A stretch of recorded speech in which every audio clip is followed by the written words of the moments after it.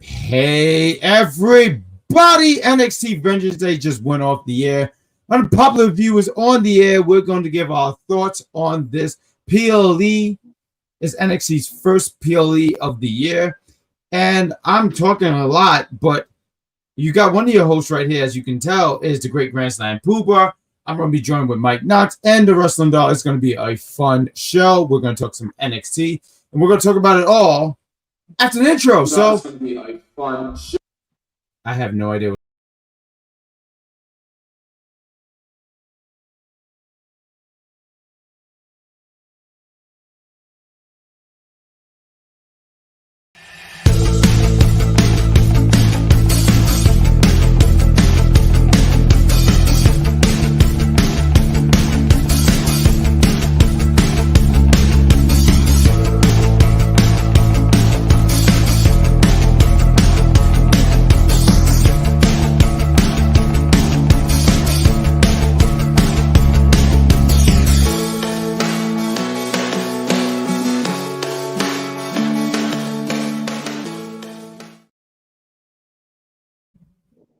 Hi, everybody. That was the intro. It was so quick. But hey, I'm one of your hosts. I already said it in the intro. Grand Slam Pooper. We got the Wrestling Doll and Mike Knox, who does, in fact, run the after show party. And you can't have an after show party without the NXT Tuesday crew, guy. So, with all that said, guys, how are we feeling tonight? You got to answer that question. I'm sorry. I'm here. And NXT Vengeance Day. Glad to be here with the unofficial camera woman, Mrs. Chelsea Green. She just left us. And she's back already. Wow. I guess I think I did a bad Chelsea impression, and I just got kicked off the air. No, okay. That wasn't. It was joy. I felt like I was being introduced by Samantha Irvin. So. And we got Mike Knox. Mike Knox, how are you doing, sir? Oh, I'm fine, baby. The world of wrestling is a crazy place to be a fan of today, and I'm just happy to be a fan of it right here as we talk about it today. So I'm excited about this post show. Let's talk about it.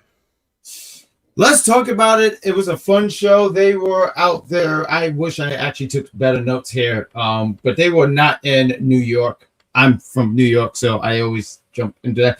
I see George in the chat. George is always the first to be here, and I do want to acknowledge one, George Lewis.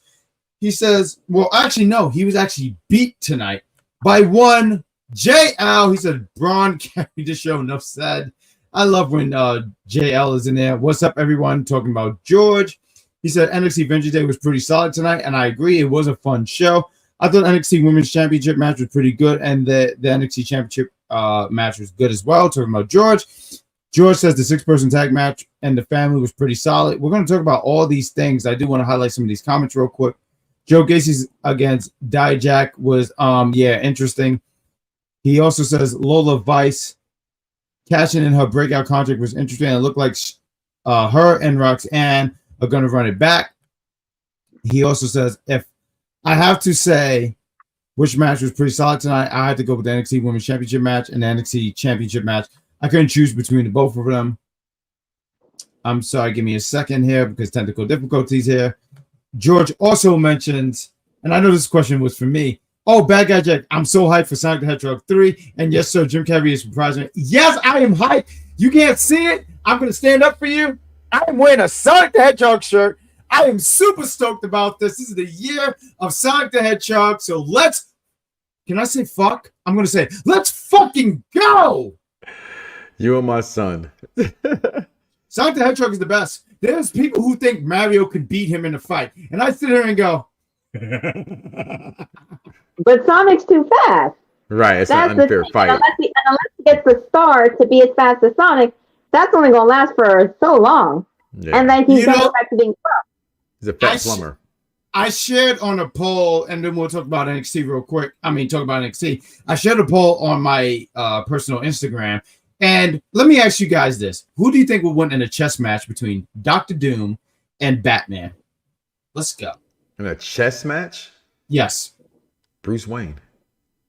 I picked Batman as well. I just learned that he has an IQ of 1,000, and I feel like at some point they're going to just have Batman shoot lasers out of his eyes because this is ridiculous. But whatever. I'm sorry. I don't get how Batman beats everybody. But whatever. We're here to talk about. Person. This is the NXT show, so don't get me into this because I would clearly tell you right here, right now, that there's no way in God's green earth, if you even paid attention to BVS, that Superman didn't want to fight him. Superman would beat Batman in a half a second in the story. Thank you. So look, I appreciate that. So let's talk about NXT Vengeance Day because I can already guarantee you guys that my blood pressure is going through the roof. NXT Vengeance Day, it opened up with the Dusty Rhodes Tag Team Classics. The finals, we have Baron Corbin and Braun Breaker. You sound like you're a big fan. Are you a fan of the Wolf Dogs? The Wolf Dogs are the Shiznai. They were the reasons why I was watching NXT.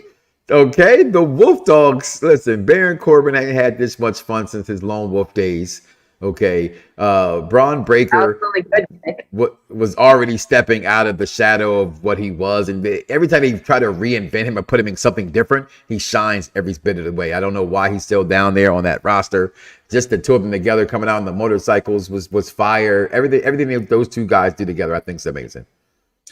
I really do like what they have been doing. And Braun, you was talking about Braun. Why? I feel like that's what you're talking about. Braun, why is he still down in NXT, right? I'm gonna say Breaker, that is, not Braun, not Corbin. Yeah, that's what I meant, Braun Breaker. Yeah. I'm sorry, I should have been more clear. I apologize. What do you got, Wrestling Doll? No, I was telling him that's what you said. You said you were saying like you met Braun, not.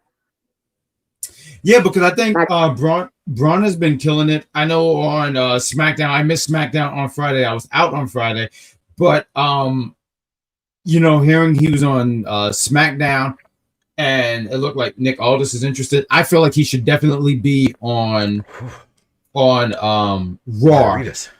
The margarita. You had a margarita. I'm having red wine in a red cup, but I'm drinking Celsius, so. So you're the more sober of the both of us. That's great because this show might be totally off the air. I have to work in the morning tomorrow. I can't afford to go with alcohol in my system. So do I. Like we don't have jobs around here. I honestly just show up. No one's ever told me to get out.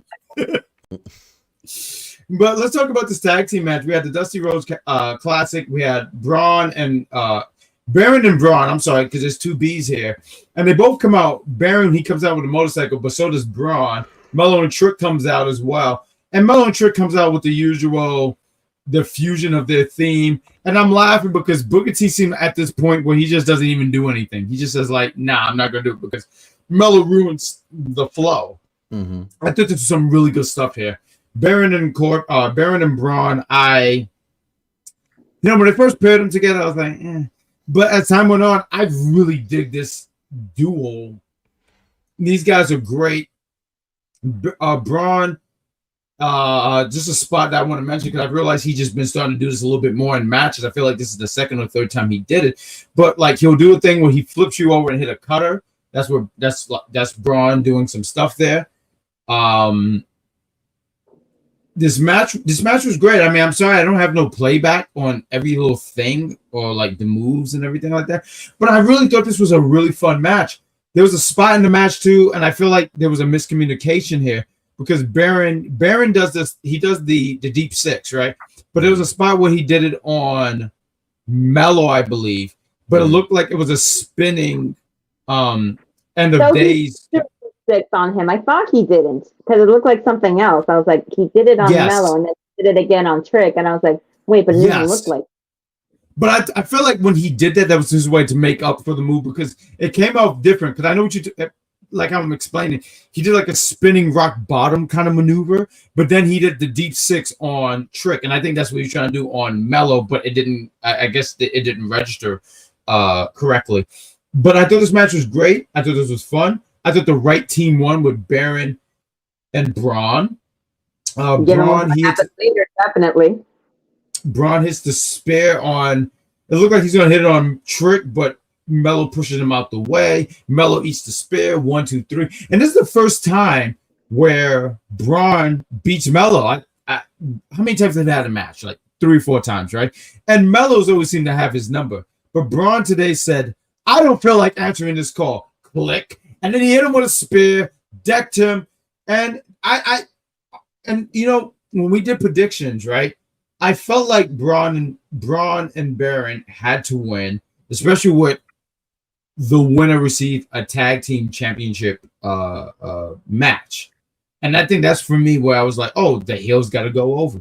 So Braun and Baron gets the win. This was a really great open.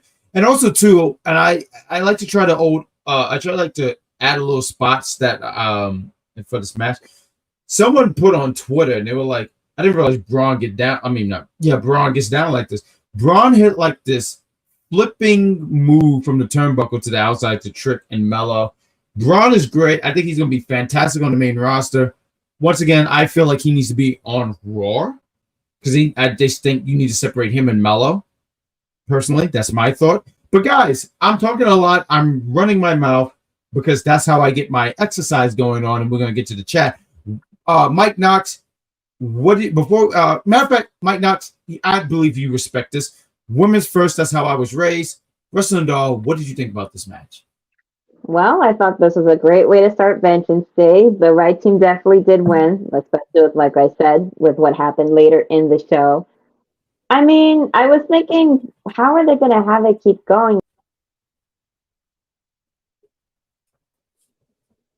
Considering the fact that he's going to Raw tomorrow to talk to Adam Pearce to see what his offer is. But match was great. Braun's a good wrestler. Baron Corbin had a lot of fun. People have fun with it. I mean, with their dynamic, it kind of feels like they're like a older, younger brother kind of thing, with the younger brother trying to outdo the older one or do what he does better. Kind of feels like I'm watching the movie Step Brothers in a way. But yeah, it was a good match. Trick and Melo showed. I love that movie, Step Brothers, by the way. Melo pushing Trick out of the way to make it seem like he's trying to save him, to make himself look like the good guy, to still be like, oh no, I didn't do anything to Trick. I didn't attack him or anything. But it was a good match. And for Jo, I don't hate on Braun. It's just sometimes what you do is too much. So someone needs to calm you down. He's not going to be champion right away, but he had a good showing at the Rumble. He will be champion someday in probably a few years. Just give him some more time. In the meantime, he could go after the U.S. Championship or the Intercontinental, go for a mid-card belt, and then work his way up to becoming either the World Heavyweight or the Undisputed Universal Champion. Just not right now. Mike Knox, what did you think about this opening Dusty Finals? You were saying, because real quick, if I can just hype you up a little bit here, Mike Knox, you was on the debate show earlier today, and you mentioned that Dusty Rhodes is one of the reasons why you are a wrestling fan, correct? Yes, it is. He is the when my dad introduced me to wrestling, he was the person that popped for me.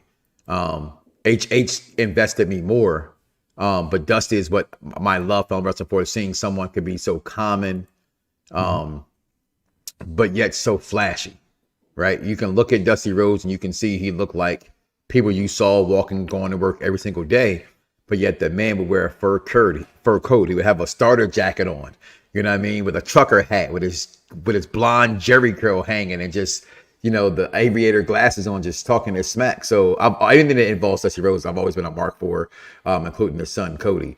But so when this tournament came along, and they like you said, when they matched Corbin and Braun together, I thought, this is just, how's this gonna work?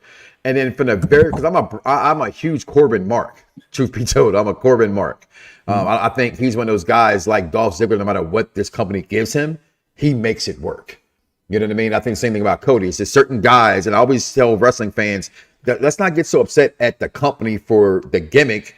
The guy's got to work the gimmick. You know what I mean? If you can work the gimmick, then you're good at what you're doing. Maybe the gimmick is dumb, so what? But still work that shit to the fullest. And Corbin does that so well. And I thought how they matched these two up, I was excited for from the first time I said, so they're going to win this tournament.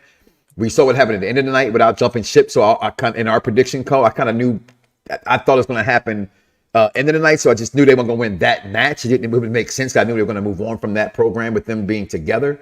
So I just knew this was the match made in heaven. But what I was more curious about is after the match, why were they pointing at the WrestleMania sign? Now, they didn't show that on television, but as far as the sign, but they're pointing clearly to the WrestleMania sign. So I wonder what bigger plans they have for them after this. And in that Dusty Classic, again, that's 2 nights of Mania they have to fulfill. I do think NXT's top talent anyway, will make some appearances on that show. But I thought it was a solid way to open up the night. I saw some comments there said that Braun carried the match. Corbin controlled that match. Let's call a spade, and who's running that match and tonight. Corbin was the lead dog producer in this match, 100%. So, but I love that match. No, I do want to sit there and say, Mike Knox, shout out to you because I know you run the Monday night, I say Monday night, but the Monday evening show. But we have JL in the chat. He is a huge Braun Breaker fan. So for him, he is. And like, meanwhile, they could Braun Breaker can have someone help him hold a house, right? But for JL, all he sees is just Braun. Nobody else. Respect. So shout out to you, JL. I'm glad that you are in the team. Go ahead. What do you want? See my nose? See my nose? I thought he was doing the Bewitched. I thought he was doing the Bewitched. You know where Dale's nose is at? Oh, wow. He did a Bewitched thing, though. What you know about Bewitched? Mike Knox, stop it. Stop it. Stop it. I have the intelligence. I wrestled Abraham Lincoln on the coldest day of March. Stop asking me these questions. I am undefeated like ever. Like I never took an L. I don't know what that feels like. Do you know what that feels like, Mike? Of course you do. I don't. I actually won best wrestling show on UPR, so I don't know how that feels. What are you talking about? Good job shout out to Mike Knox because he did win that. Shout out to you for winning that 3 years after I won it. So good job. Touche, you were never. I'll sit here and say, congratulations, Mike Knox, because you are getting the bad guy rub. And I feel so uncomfortable saying that. You could have said the bad guy's hat of approval on the back. I mean, I did try to make the Knoxes off of the Jack Packs. So the Jack Packers. No, but shout out to you because you know what? In the chat, you don't see it, but Jeffrey, he's a Knoxer. And he I know. When I said we're going to do a show with Mike Knox, he said, "Oh, Knox is in the house. Let's go!" So yes, no shout out to we gotta start getting you some merch, my friend. Yes. My son said that he said, "There you go." I said, "Nah, I let bad guy Jack have that one for right now." But look out for Mania though. Look out for Mania. Can't wait for that. But no, I did honestly. I thought this match was a good opening, starting match. And they were going to finish it, so you had to start the match off. So I did. I'm happy to who won the match. I thought this was a great way to propel the night. And I thought the night, which a lot of times you look at wrestling sometimes, especially long cards, and they didn't have that many matches, it moved like this. It did. I agree. Yeah. It was like 2.5 hours. I thought it would be 3. But I appreciate them doing stuff like that where the card moves pretty quick. Like I felt like, and we were all together for Rumble, and they only had 4 matches, but I felt like that and like it was a fun show. I had a good time. I think we can all agree we all had a good time, but it just felt like it dragged. Maybe it was just me, but it just felt that way. But I felt like this show just kept moving on. And we'll keep moving on right here. We had one Joe Gacy against Dijak, no disqualification match. And we did predictions here. I had Joe Gacy winning because Dijak never wins the big feuds. But what's the big thing about Dijak? What do you mean was the big thing? I'm sorry. Well, people love him. I feel like for myself, he's a big dude. He's athletic.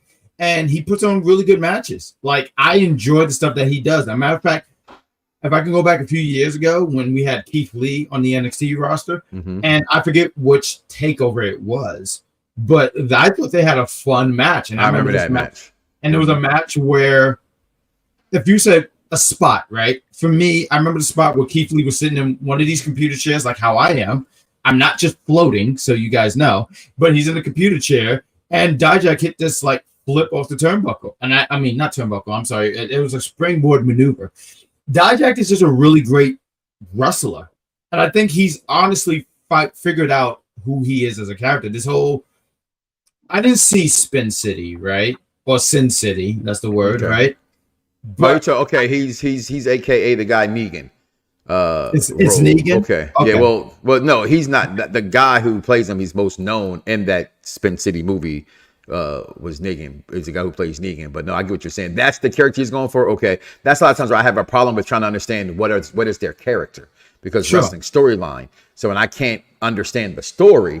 Remember I had a couple months back, I wasn't feeling NXT, remember? And then I watched that one show and I said, okay, now I get it. I started following where the stories were going, and it makes sense. You can't not just pick up wrestling and go, oh, I like this guy, I don't like this guy. You can, because you see initial look or feel or whatever they give you to make you like them, but you can't stay invested if you don't know who they are and what they're trying to be. So thank you for clearing that for me, because I didn't know what the hell his character was. And I get that. I like Dijak. I like Dijak even before he was doing this. But I feel like this character, and the thing with NXT, and me and Wrestling Doll, we review NXT on Tuesdays. She plugged there, but there's so much variety there. Like I like my favorite wrestler of all time is Bret Hart. I love there's the sport and the way he delivers in the ring and all this stuff. So I'm just saying I like in-ring work, but there's also the in-ring work, but you also have the cheesiness or the wonkiness. Is like you okay, Joe Gacy against Dijak, right? You know what I get out of this? It looked like a terrible night in Gotham City. And that's what I get out of this. With Joe Gacy being the Joker and Dijak being Batman, and I cannot stand Batman. Everyone just knows this. But I thought this match was what it needed to be. It was fun. There's a spot in this match with Dijak. I mean, not Dijak. I'm sorry. Joe Gacy, he puts Legos on, not Legos, I'm sorry, toys on the table. Now, toy soldiers, toy cars, and a bunch of other things on a table. Props to whoever put this match together to not have Joe Gacy be the one to go through the table like he set up, because it's an unwritten rule. You set something up, your ass is going through it. It was nice to see the person it was being set up for go through it at least once or twice. When I saw that spot, right, I immediately laughed because, like, I'm pretty sure we all have heard the saying of, like, Mike Knox, you have children. Did you ever buy your children Legos? Yeah, we can't hear you. I'm sorry, I can't hear you. Can you hear him, Russell? We can't hear. No, you, that's my fault. That's my fault. Okay. Yeah, I got children. I've stepped on Legos as an adult, as a kid. When I saw that spot, when I saw that spot, I was like, I like that. Was one of the best spots of the night, to be honest with you. And for me, honestly, it was one of the most entertaining matches of the night. And I didn't think it could be. That man put duct tape on that man's face. He did. That was hair, eyes. That's something that I've never seen before. That's okay. And I just thought that was crazy. Sorry for cutting. No. Go ahead. No, but okay. Your senses are heightened. Your senses are heightened. So any pain that he was feeling, he felt it like twice as hard, because since he couldn't see, your senses are amplified. It doubles. So he felt it even more because he got one of his senses cut off. And the funny part, when he throws him down, still being blindfolded and looking for Gacy while Gacy's rolling away. That was my favorite part. When Dijak hits his finisher and he goes to pin him, he can't see what's going on. I like, that was my spot. And then when Gacy had the trash can on and he ran them with it, like I just thought that match was just so entertaining to me on so many levels. It really was. No, this was like what they wanted for Sami Zayn versus Johnny Knoxville, but we got the better version of it tonight. Ooh, it's funny because me and Mike Knox, we were out there for WrestleMania, and we're hoping to do WrestleMania this year because I know we're planning it. I'll be in the building. I got my ticket. My ticket's been purchased. My ticket has been purchased, sir. So is this revenge because I didn't have tacos with you? Low key, no, but honestly, shout out to a friend of the program that had an extra ticket. Ooh. Gave me an offer, asked me to give him an offer. I made an offer that he accepted. And it said, I want it more, but just for you. And I'm a big fan of your work and the Belt Kings and things you've done in this wrestling business. I've been doing this for 15 years. Yeah. And I scored it, took it. I'm not lucky to get, Cody Rhodes inbox me back. I literally wrote a love letter to Cody Rhodes. I'm trying to get my son into wrestling because my son's a big Cody Rhodes mark like his father. But I have no way to send it. And so he came through with this. I was just like, wow. You know what I mean? Like my wife looked at me and I said, babe, I want the whole family to go. She said, you can't miss that price for that seat in that building for that. We'll find a way to get in the building. So I'm still planning on taking the whole entire family. You know what I mean? As long as I get my kids into either one night or one night twos, everyone I can get, I can afford because these prices are. When we went, Jesus, we spent an eighth of what these damn tickets cost right now to get at WrestleMania, and we have 4 seats for 2 nights. Okay, at the prices they're going, I think it's unfair that they're doing it, but they're selling, and whether we buy it or not, other people will buy them. So there's nothing we can do about it no more. The game is Knox. Mike Knox, shout out to you because I know we're going to be at. That weekend we're gonna be hanging out. We're already planning stuff, but I do want to sit here and say we see George. Sorry, we're not highlighting the comments, but we should highlight these comments real quick, right? We got this where he said how they took the betrayal of Carmelo Hayes. We're going to talk about that later.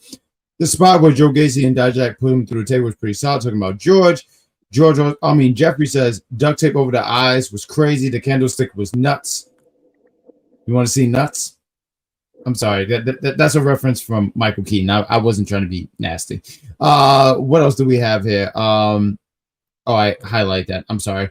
I got tickets for WrestleMania, and this is my first WrestleMania. Shout out to George, and also to George. He says I'm going for night 1. George, I know you're in the chat. I want you to hear me. Mike Knox, don't take any offense to this because we are the Tuesday night crew. I hear you, and you're going to WrestleMania, and you're going for both nights. George, deduct at least 10 points for Mike Knox. That makes me feel better. I am the point guard. So, yes, you just lost 10 points, Mike Knox, for leaving me behind. And anytime anyone leaves me behind, I deduct points. Ask my mother, who doesn't care about anything.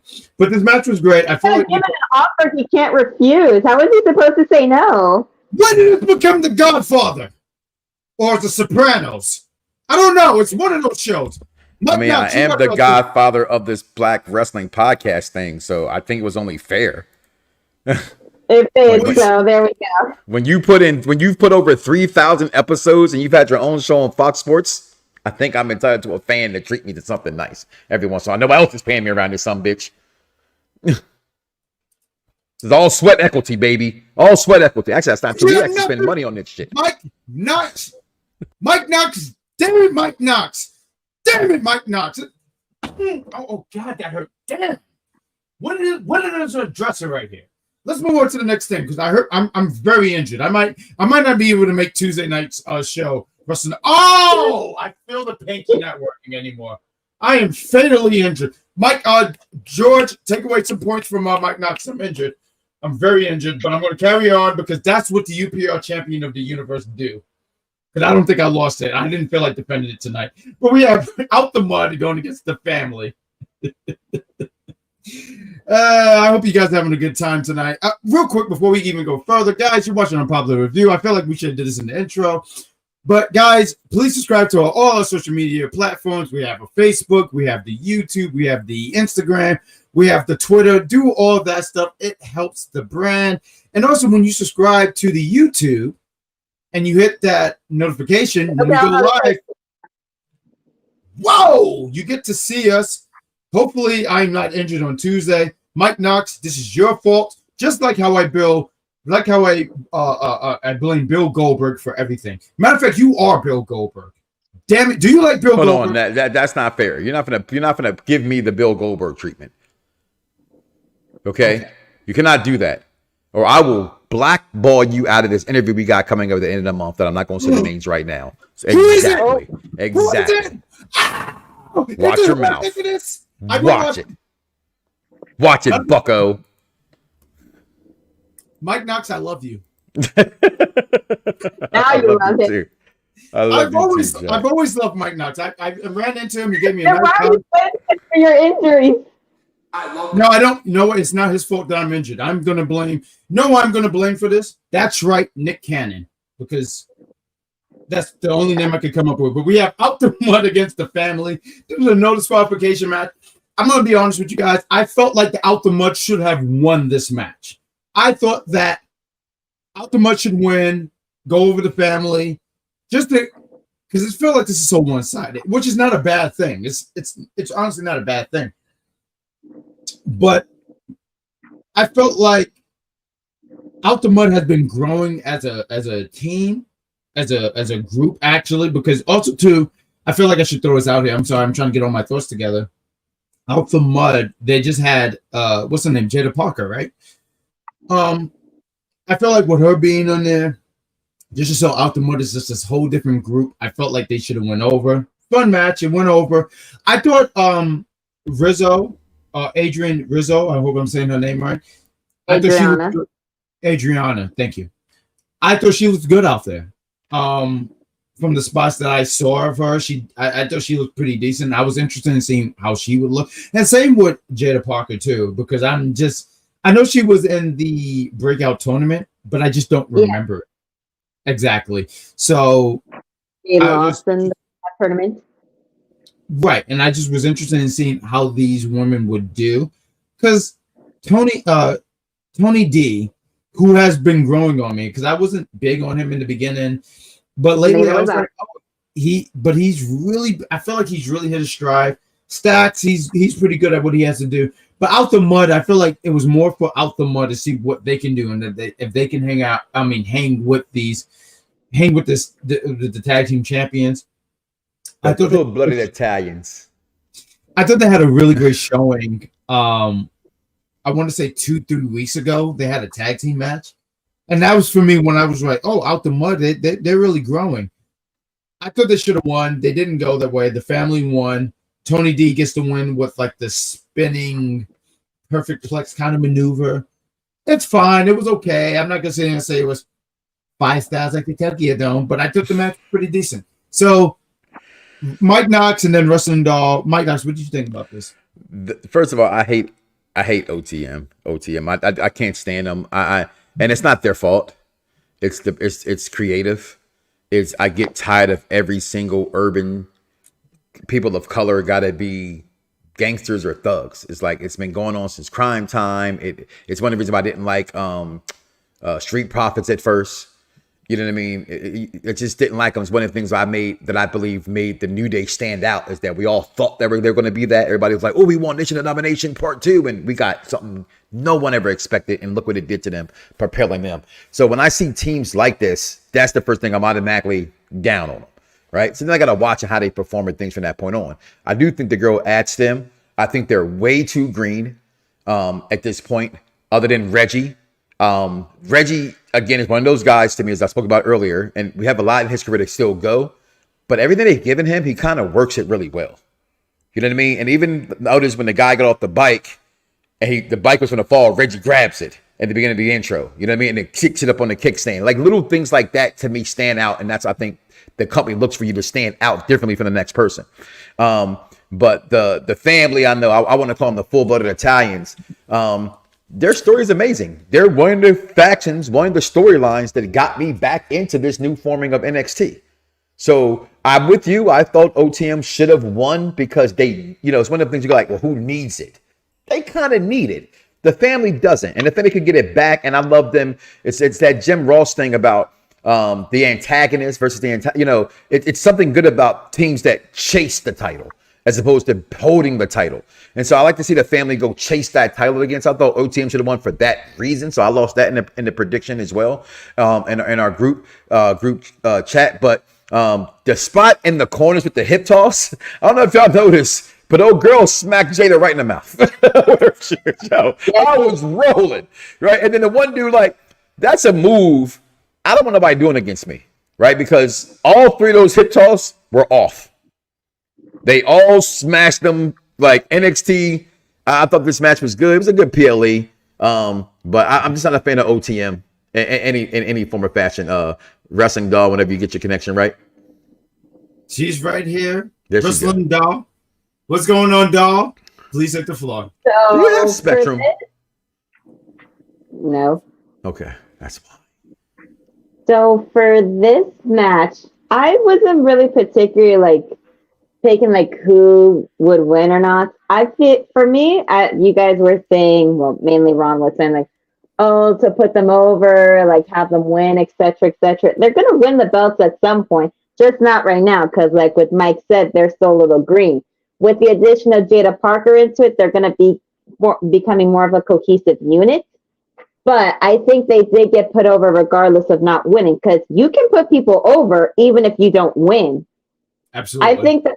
I think the family having the belts for a little while longer, with them going after them still, to make the win that they get eventually even more meaningful.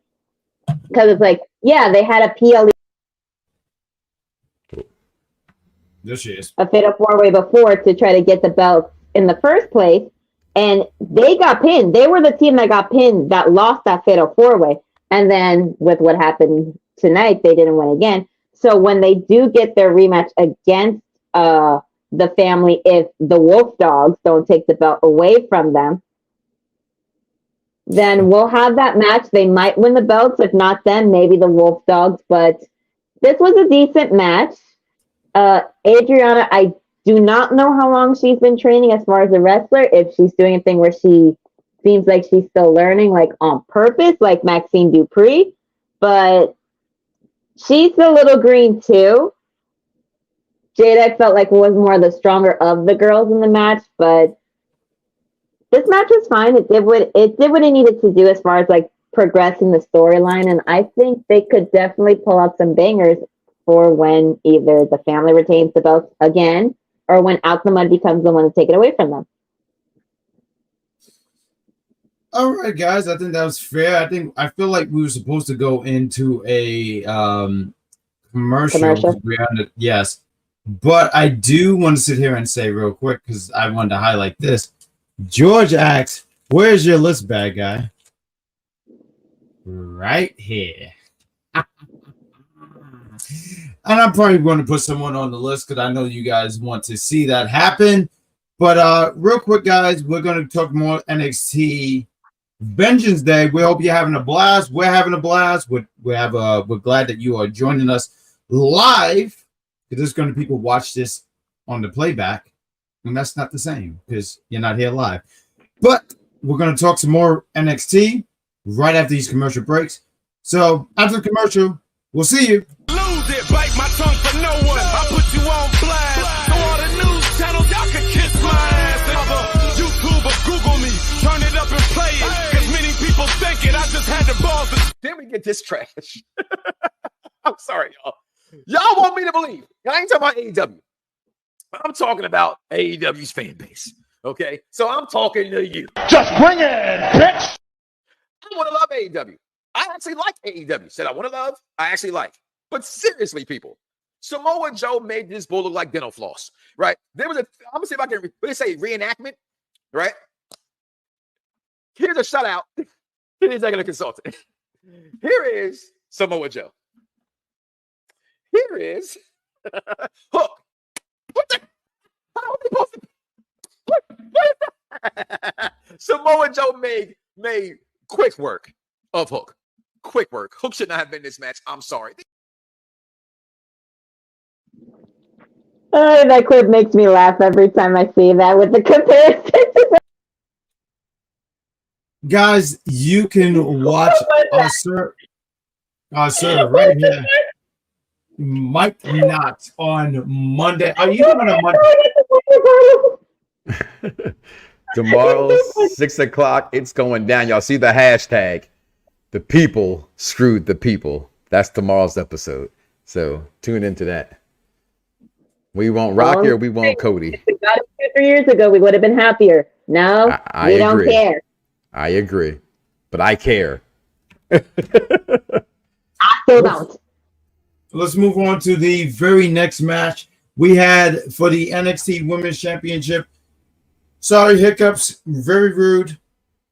I will put them on the list. We had Roxanne Perez going against. I'm sorry. Did you laugh at that? But the hiccups got it. I mean, I know your list is wild and everything, but you laughed at that. So what you're trying to confirm is I'm winning this year. Funniest host once again because you can't out-funny me. I don't never try. I don't try to be funny. I don't have to try. I'm just naturally funny. I'm the best at what I do. One Mike Knox. You know who my favorite wrestler is? Yes, you do. Because I'm the best there is, the best there was, the best there ever will be. And if you don't know that, I have that tattooed on my arm. Next point. Well, I have that tattooed on my heart. Try again, sir. But I'm the heartbreak kid, so I hate to break your heart. My medical cannot cover that. No, see, and I got great health insurance. Well, yeah, that comes from AT&T, so good for you. Let's Anyways, like I said, you broke his heart. You break that heart, you're gonna go to the heart dungeon. See, you know that way to come back in with that. I'm just a student of the game, so I mean. Oh yeah, well, I don't have to be a student because I was always the teacher. Oh. Well. And in that case, classes in session, students. Well, that's why they call me the genius. No Lenny. Oh, yeah? I'm just popping off. Oh yeah, well, shut up.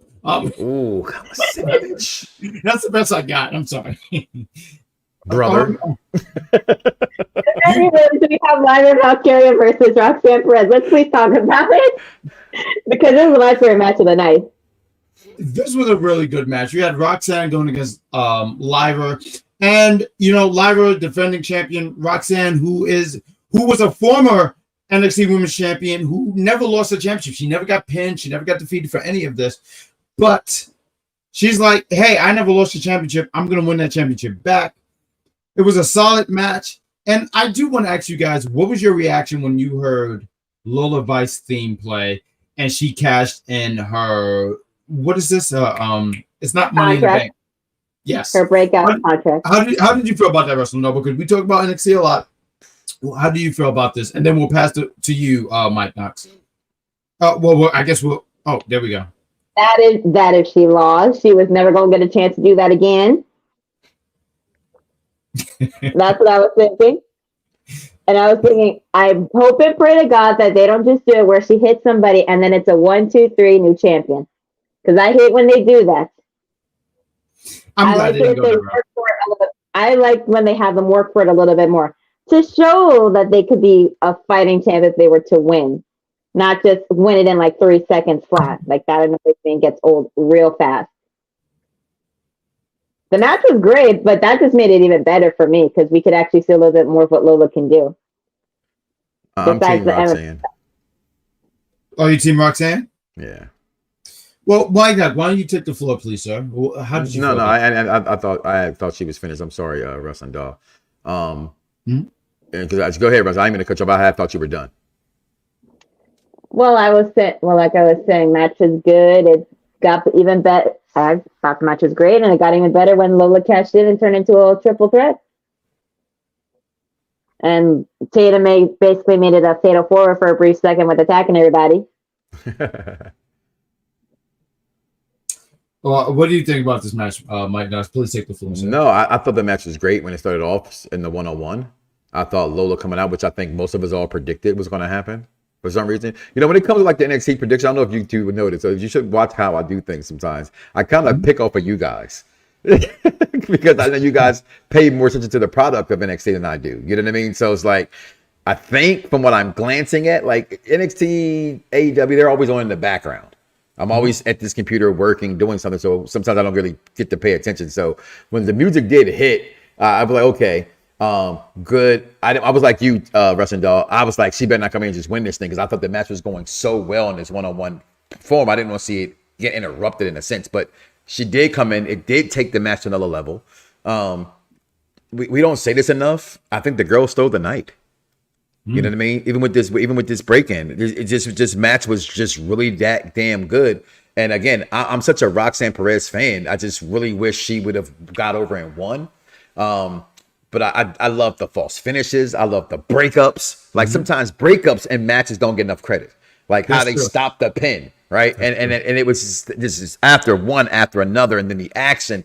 Like they really had the pace, really going on some old RVD type speed in the ring. So I just want to give those girls the credit they deserve. Like I'm not gonna give out flowers yet. They haven't made to the next roster yet. But if I can go ahead and give Melissa a good, nice, prime drink, go ahead and give them the red one.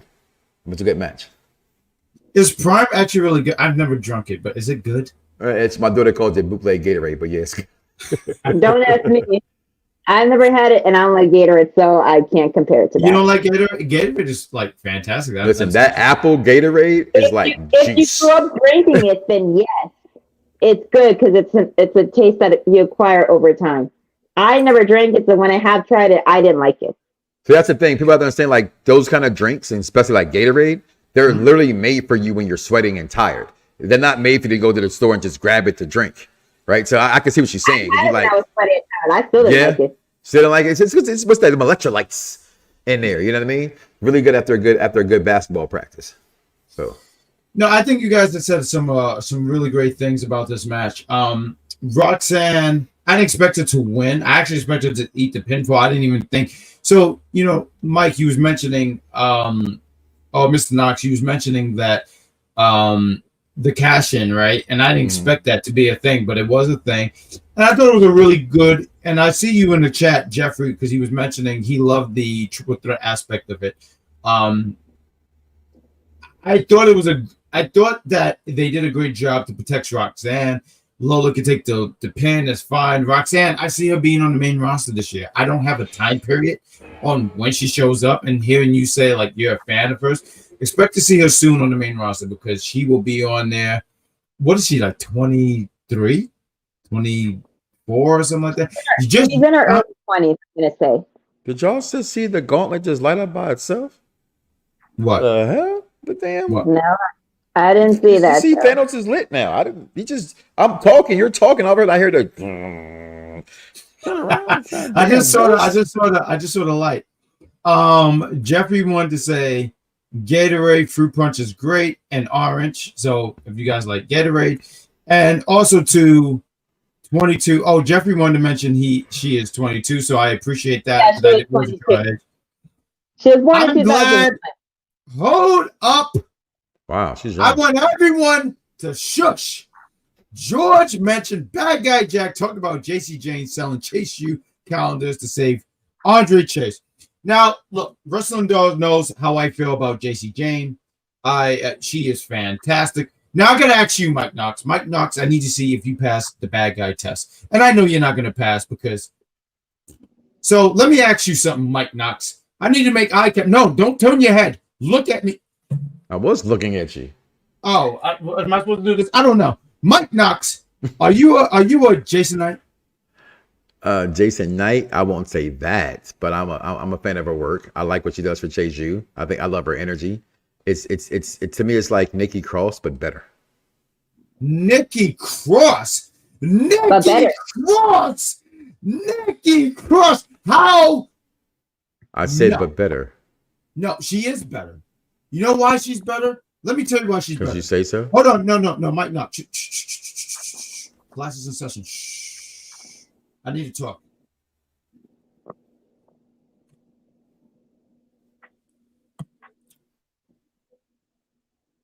Oh, this is why I talk. JD Jane saved Chase U.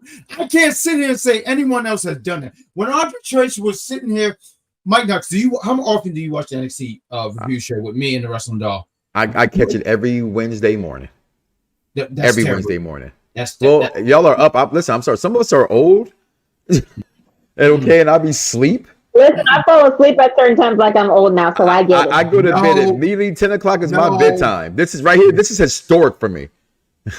I'm historic, so thank you. Well, but I'd say you should watch us live because JC Jane is the greatest. She honestly should be the NXT Women's Champion. Do you agree with that, Wrestling Doll? I don't know. With everything that's happening, she's focusing on Chase U, and don't put me on the list. Do not put me on the list. I did not say no that she shouldn't be champion. I did not say no. I'm saying with everything she's doing as far as helping. She shouldn't be champion. She should not be champion. Mm-hmm. Okay. With helping out Chase U, with helping out Thea Hale, she's focusing more on doing like more of the bits, the sketches of the brand. So she's had a few matches here and there. She's good, but is she ready to be champion by herself? I wouldn't say now. Give her a little more time. She could be, but just not right now. In the meantime, when Cora recovers, Or maybe Blair Davenport be the one to take the belt from Lyra. Someone else besides Roxanne, because we all love Roxanne, but she's going to get called to the main roster soon. So why?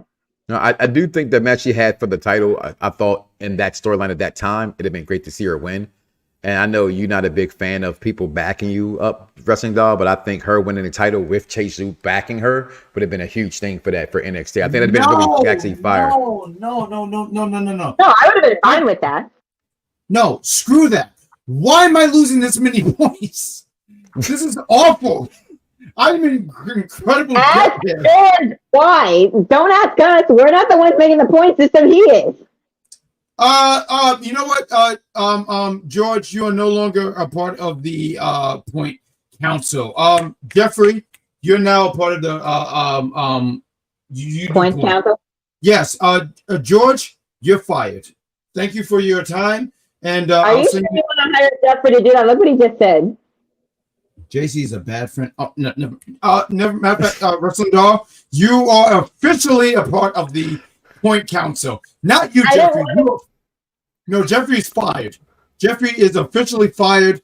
And you know what? I never trusted Jeffrey with a G because I worked for Toys R Us. I hate that giraffe. I've had countless times. I hate that giraffe. And Toys R Us.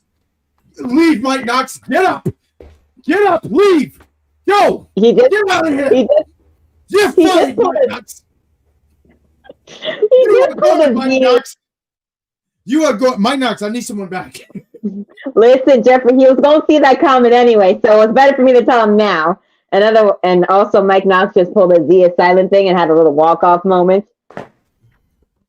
I want to highlight this guy. You know what, Walter? You're the new point guard. You're the new point guard. There we go. Look what we got here. Good Chris. What he says. JC Jane offered barely her friendship and damage control. See, I don't know what's going on there, but JC Jane is great. If you don't like JC Jane, you're on the list. But let's talk about the next match. Mike Knox, I feel like you would appreciate this. We had the North American Championship over Femi. Obama. Femi. Obama. I was close. Thank you, Wrestling Doll. Going against, I don't want to say this name. Dragon Lee. Trashy Lee. He said something else. Why did he still do that? Femi. I didn't even say it. I am so good. This match was what it needed to be. Femi. I hope I'm saying their name right because this man, I mean, he will throw me into the sun. This man, I feel like he just gets stronger every day. How old is this young man? I feel like he's 23, 25. He's 22 to 25. I don't know the exact age. But this guy's a star. I love the intro that he had. The way he came out and the lights and everything like that. I love that. And I feel like this was his longest match, right? Oba, right? Yep. And he looked good out there. He looked good. Listen, Dragon Lee is a good wrestler. He's great at what he does. I think he's fantastic. I just like to give a hard time to people. I didn't think he needed to win the North American Championship back, especially him being on the main roster. Is he part of the? I do want to ask this real quick. Is he part of the LWO or is he just friends with them? He's friends with the LWO members, but he's not an official member of it. Okay. I just wanted to be sure about that. But my point is that he's on the main roster. He doesn't need to be the champion. Nope. NXT is the developmental. Ober needs to be in NXT for a little bit longer. As good as and what I like about him is his look. I feel like he has a presence to him. So when he comes out, and there's things that he can get better at. That's cool. That's fine. And as time goes on, he'll get there. I thought this was good. I thought this was solid. I thought this was decent. I'm not gonna sit here and say I'm not gonna give it a star rating, but I thought this was what it needed to be. He needed to be Dragon Lee, and I like that he beat him clean. It was no trickery, no tomfoolery, no hijinks, no stupid insanity that had to happen for him to beat him with a dirty ass trick. Right.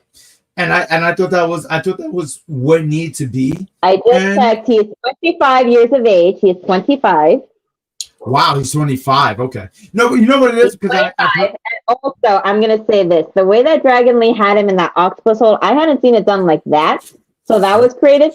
And what was really creative was when Femi was getting close to the rope, he broke it with his teeth, and Dragon Lee pulled him away not even like 2 seconds into the count. I was like, well, that was creative. No, it was. It was But creative. the match they were needed to do, and Femi was the rightful winner, because I was discussing this with somebody while watching it. I was like, if Dragon Lee wins, what's the point of taking the belt over to SmackDown? And then what? Come back to NXT every so often to defend it? It's like, then why have him go up there if y'all just going to keep bringing him down to defend the belt? Well, it's the same as Dom going down. I was about to say that it would have been like with Dominic, but Dominic did make the title more interesting because you want to see who's going to beat him for it. Dragon Lee's fine, but people were getting bored of him. So are you saying that the greatest North American champion of all time is Dirty Dominic? No. I'm saying the greatest North American champion of all time is Wes Lee, so don't you dare try to put words in my mouth. Trash Lee? Hey! Did you say, I'm sorry, I didn't hear you right. What'd you say? Wes Lee is the Trash greatest Lee? North Okay, American. I'm sorry. Okay, Trash Lee. Listen, Oba Femi is the future. But I will also say this is the second time that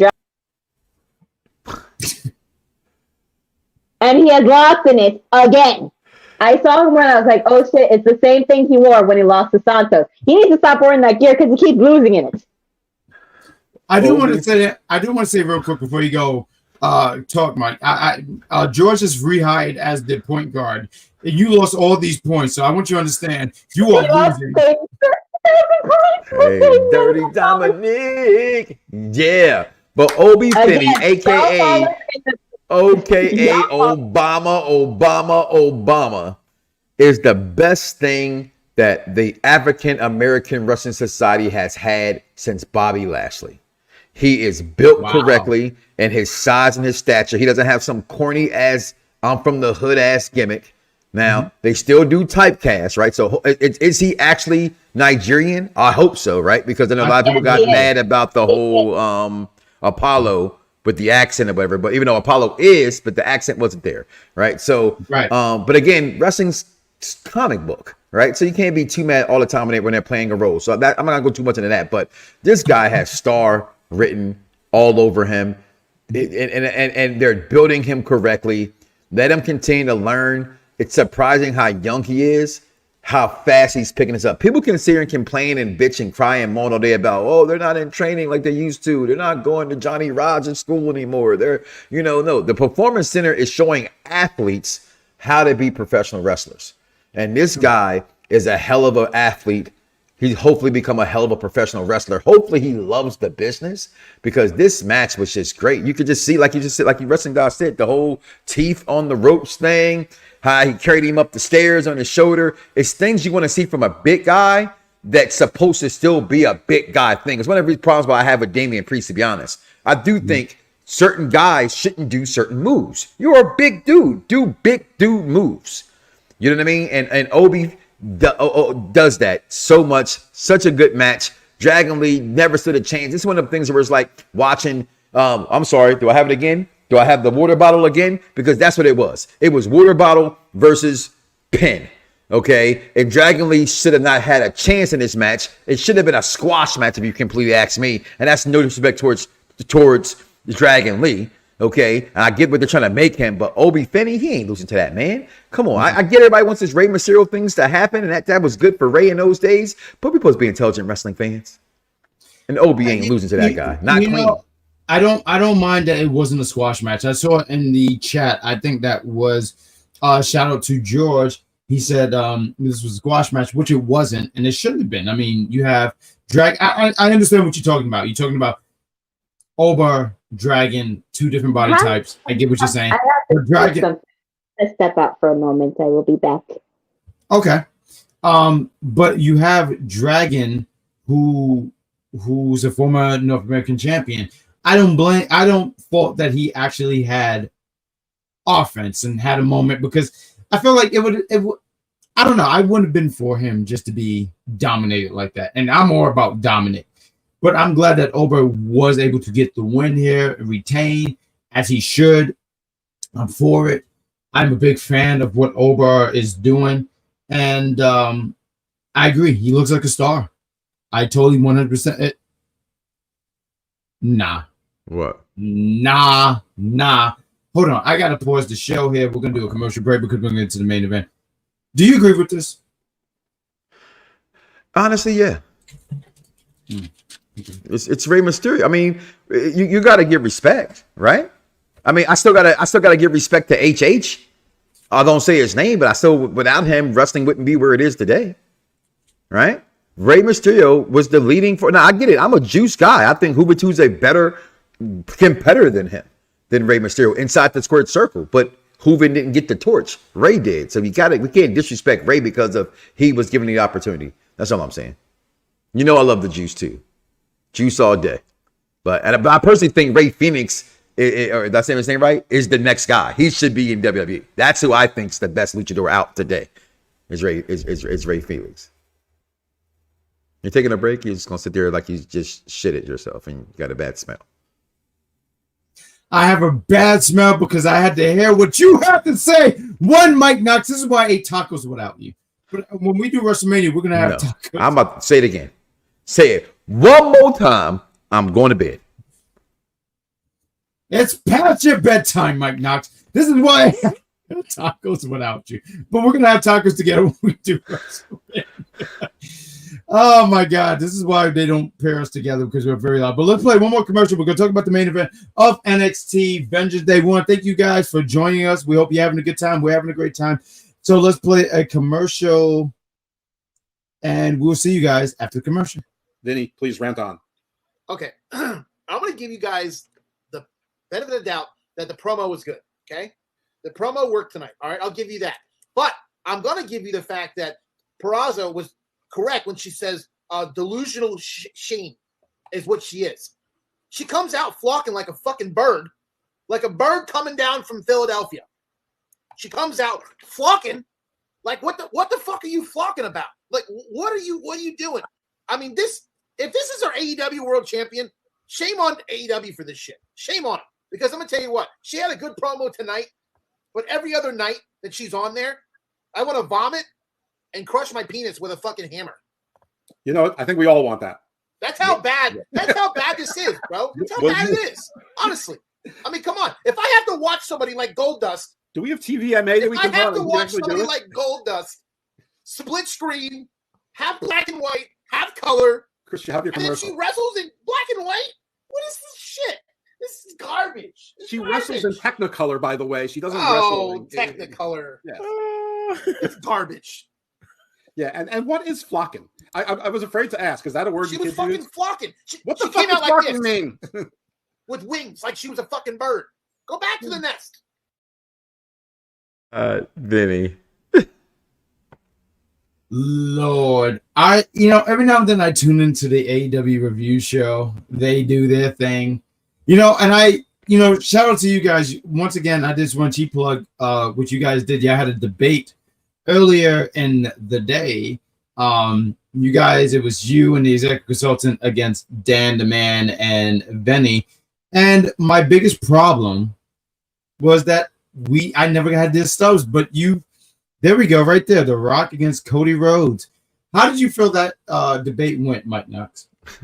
First of all, we introduced a new show to the network called, Debates. Mm-hmm. And I said this from the beginning, unless you're putting me on there against yourself, maybe Chris, maybe Dice, that was no chance. So you had me and Chris on one side versus Dan. It was so bad, even Dan said, "Can I have a new partner?"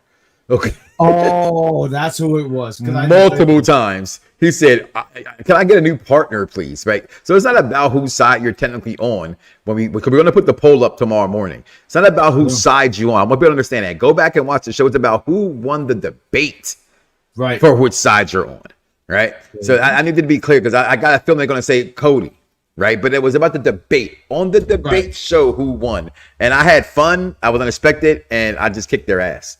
Because I am the intelligent wrestling fan, and they need to come on to the Mike Knox show every Monday at 6 p.m. Because please check it out. Please check it out. Your show is fantastic. You do great.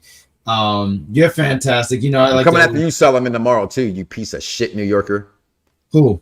Solamaster? That's his name. Yeah, I'm calling him out. Who? Solomonster? Yeah, whatever the fuck his crony name is. The New York might not. Let me just keep leading the show because clearly I went somewhere else. You did. You absolutely did. George, take away at least 10 points from him. I'm sorry. I take points away from people, Mike Knox, and you don't like JC Jane. Well, how do I gain points? You keep taking them, so I don't have none in the first place. You're gonna take points away from my hand. Well, listen, on the Bad Guy Jack show, you just don't have a chance. And also, George is not George. Yeah, George. He can be really rogue because he's been rogue. He's taking away points. I'm in depth at this point. George, who's winning this? The point guard. George, let us know. Final match. George, yeah, no, because I mean, I've always lost. I think Wrestling Dog beat me at least 5 times. I've probably lost so many times, but I know I'm beating you. I know that for a fact. Take that picture down. Rude. We're gonna get into this main event. Please don't beat me. Don't you hurt me, baby. I don't know who sings that. We had the NXT Championship match. We had Trick Williams going against Dragunov. My prediction, and I want to do a cheap plug here. Guys, you are watching Unpopular Review, but this is also, I want to give a shout out to Unpopular Review for letting the Big Pop 30 podcast doing a collab, and also we know we're doing a collab with your YouTube channel, Mike Knox. I apologize, my voice is breaking. I did karaoke, and I think that's why my voice is crackling. But we're doing this collab here.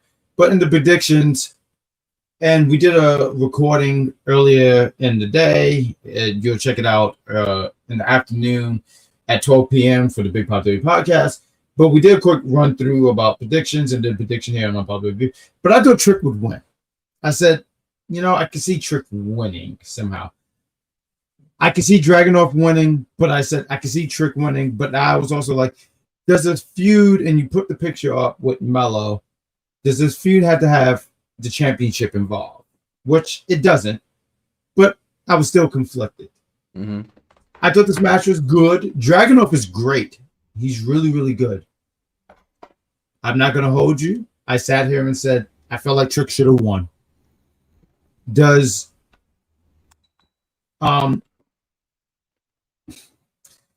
felt like Trick should have won. I didn't get that. That's fine. I thought this match was great. I mean, I felt like the first 2 minutes of this match, you always saw Dragunov bleeding. And then 5 minutes later, you had Trick bleeding because I think he was not busted open, but his lip was busted open, I think, early in the night. And I thought Trick looked good in this match. I remember, and I can understand this. I can understand this argument where Trick, who doesn't have the same experience as Dragunov, who's been doing it for many, many years, might have to slow down. But I thought Trick looked good in this match. I'm not going to hold you. I thought Trick looked good. I was rooting for him. I was like, let's go, bro. So I was a little deflated that he didn't win. I do like that Dragunov, he hit the H-bomb. Trick kicked out. Mm-hmm. Trick did it too, to just be like, hey, look, I could do that too. And when I had the visual, when you saw the visual of Trick pinning Dragunov, wrestling, you say this all the time, Mike Knox. Wrestling is storyline, is storytelling, all that stuff. And they told a story. And the story for me was, I thought Trick should have won. And when he had the visual pin, I was annoyed. And I think that's what they tried to do, and they told that story, and that's fine. But I was annoyed. And Dragunov getting the pin, beating him. I guess, I mean, like I said, for me, I thought Trick should have won. Mm-hmm. But Dragunov getting the pin, it makes sense. And I felt like I should have went with Dragunov, but I went with Trick because you know what month this is. That's right. But it was a good match. It was a really, really good match. There's a lot of points I'm not including, so forgive me for not including every spot. But I thought this match was what it needed to be. It was good. Mike Knox, I want to hand the floor to you. What did you think about this match? First, I want to say I've always been a Trick guy. when I first saw Melo, and again, it's Black History Month, so in the words of Issa Rae, always bet on black. But I've never been over on Carmelo like that. You know that. I spoke about him before. I just think he's a tiny guy. I see him at best as a U.S. champion Mick Carter, no higher than even Ricochet, for that matter. Because and he's a much better grounded wrestler than Ricochet. I just think he's very tiny. I get he's in shape, but anytime somebody has to do this all the time, that means they know they're small. That's a small thing to do. I'm a big up on you, right? And Melo does that. So Trick to me always looks like a star. When I saw Trick, he's the star. But storyline wise, all of this makes perfect sense. Is why I picked Dragunov to win this. But I did have that feeling like you. And that was what black folks say all the time, especially black wrestling fans. Say, oh, he's going to make it's Black History Month. No, and I thought he was actually going to pull it off, right? And I kept saying, well, this doesn't make any sense. He pulls it off and Melo doesn't do something. Then that was some horrible acting by Melo this entire time because he looks 100% guilty of sabotaging Trick in this situation. So the match in itself was fire. I got to be honest here. I didn't think Trick had it in him, to be real. Okay. There's still certain things, although he looks like a star to me, he doesn't wrestle like a star to me. But tonight he proved me wrong. And I saw something in Trick that I didn't quite see. And I know fans, today's world, y'all just get on the people's catchphrases. Oh, Rusev Day, or, whatever the case may be. So whoop that trick became a trendy thing to do. I've been whooping that trick for 20 years. Okay, so, but this match was just phenomenal. But the end of the match was the story. And that's what right. Melo was saying after it, this is your fault, because it was. Because Trick was his gopher. He was his roadie. He was the patsy to Carmelo. He was his muscle only, but he's never was treated as an equal. Melo always young boyed him for whatever reason when he's the shorter of the taller guy. So the fans, that's what fans do, right? You cheer you who you like and you boo who you don't like. And Trick just rose to fandom that upset Melo. And so I thought it was perfect booking, perfect ending to the night. And that was the true story. Dragunov's just a champion by namesake, to be honest with you. We'd rather see that belt. He did his thing. He won that title with the A-bombs. He did his thing, but his time is over. Move him up the Imperium by now. Something. I don't care what you do with him, but it's time for him to go. And it's time. But one thing that's confusing about this is Melo, we know, is on SmackDown. Mm-hmm. And I said this in the night to Zia Silent. We were talking in the Xbox party chat. And I said, well, on SmackDown, they got him as a face, because he's new to the roster. He's kind of a baby face in the new roster. But at NXT, he's about to be a heel. And we got that. So I wonder how that's going to translate to the main roster, where the fans that were cheering for him on the main roster were fans of him because of NXT. Will they now boo him in that new role? That's interesting. But I thought great match, great end to the card, great story. This was storytelling 101. Wrestling is storyline. # Remember that. No, and I think you said some great things. And I just want to piggyback on a little bit of what you said, because you was mentioning, right. On SmackDown, he's portrayed as a babyface and all that stuff, right? But I feel like now with NXT, they have made it, and forgive me when I say this, because fan of like superhero movies and stuff, it's canon, meaning it's going to carry on from NXT to SmackDown. Mm-hmm. And I feel like it's going to carry on. So I hear what you're saying, but I also say, yeah, on SmackDown, they'll be like, yeah, I saw what you did on Sunday. You're a jerk. So that's what I believe. But this was a great match. I thought this was a fun show. I think this was a fun review. Wrestling Doll is not back, so we're gonna get ready to end it. But let me do some plugs real quick, if you don't mind. One, Mike Knox. Let me get my announcement voice ready. But on Mondays, you can catch this lovely gentleman right here. He is on at 6 p.m. It is for the intelligent wrestling fans. Mike Knox, the Mike Knox Show. There we go. Thank you for doing the thing, sir. But yes, you can catch him. He's talking about everything. He's talking about Monday Night Raw, SmackDown, some wrestling news, a little bit of TNA and AW. Correct, sir? When it's needed. When they have big times, big moments. I will speak about TNA coming in the future, because I do got an interview with Top Dollar coming up next Monday. So, nice. I don't do interviews anymore. I've done them before. But I'm a fan of his work, and I thought he kind of got the shaft. So I'm ready to, I'm going to speak to him about the big things I think he's going to do in TNA. That is fantastic. And I honestly look forward to seeing that. you're watching the NXT review show for Vengeance Day, but on Tuesdays you can catch me and the Wrestling Doll for NXT. We're going to talk all NXT. So if you guys, right after it goes off the air, if you just want to hear us talk, I rant a little bit and stuff like that, but I want this to be a fun show. It's not just about wrestling. It's about, once again, I'm wearing Sonic the Hedgehog. He's the greatest video game character of all time. Tell me, Mario, you're wrong. On Wednesday, you have, well, actually, Mario is the greatest video game character of all time. But on Wednesday, we have AEW, the Dynamite review show. You can catch Femi and the Dan the Man. We have Jeff on there, but Jeff is going to be moving to Monday night. I believe it's this week, right, sir? Yeah, it's this week, and I'm actually joining him tomorrow night. Another past my bedtime kind of moment for the Monday Night Raw review. We bring the back, but supposed to be executive consultant and Jeff on that program immediately after Monday Night Raw. 50 minutes of fury. There we go. I mean, UPR just has so much content. We want to bring the TNA review show eventually. We're hoping this Friday to bring that going forward. So if you guys like some TNA, we're hoping to do it this week. And also on entertainment, there's so much. Oh, we also thank you for pointing that out. On Saturdays, we have the Friday Night SmackDown review show. We have Z the Silent and Vic. We also have Saturday as well. Right after Collision over the air, we have, I see Captain Shay, but I just know her as Shay Sawyer. You have the Sheriff. You have sometime Dan the Man, sometime Venny. I might be on Collision this Saturday. I am not banned from Collision, so I might be on Saturday. And we also have, for the Unpopular Review, the entertainment side of things, because there's so much things going on there. This Tuesday is Ready Player One. It's Tuesday. This past Thursday, we're doing our tribute to the 2010s. We did American Gangster. And this Thursday, we're doing the Book of Eli.